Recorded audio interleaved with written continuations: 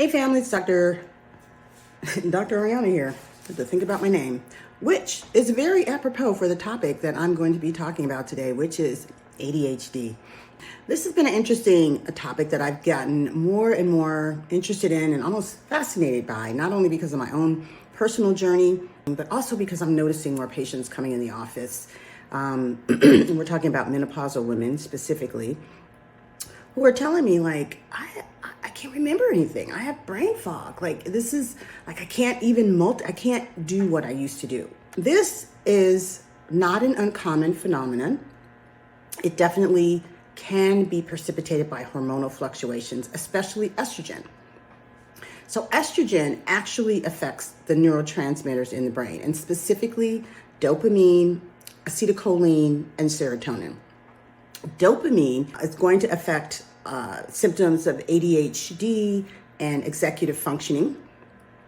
Acetylcholine is going to affect more things around your memory, and serotonin is going to affect more things around your mood. And interestingly enough, as your estrogen levels fall, it affects all of these neurotransmitters.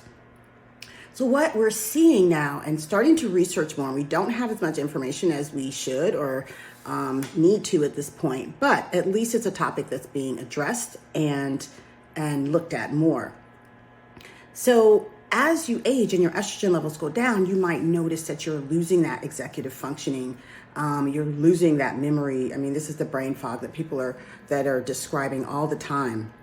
One of the things I also learned, especially at the ISWISH conference, the International Society for the Study of Women's Sexual Health, is that even ADHD is going to affect your sexuality, which I never really contemplated, like how all of this really played out. I know I've seen women that as they've gotten older, they always are reporting these ADHD type symptoms, but it never occurred to me that it could actually affect how you're feeling on that level. We're going to talk about that more a little bit later.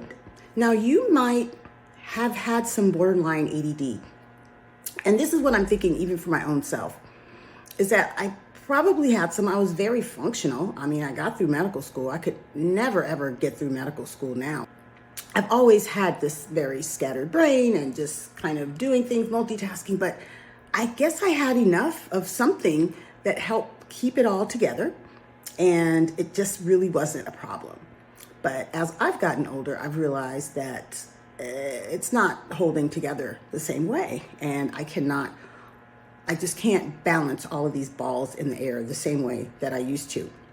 The symptoms of menopause, estrogen decline, and how it affects your brain, it looks exactly like ADHD.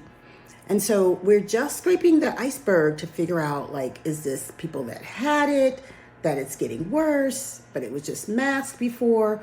Is this like a whole new phenomenon that we just need to find a whole new diagnosis? This is where the work needs to happen. But at the end of the day, don't be discouraged. If you're feeling some of those symptoms, you can actually treat the menopausal symptoms just like you would ADHD.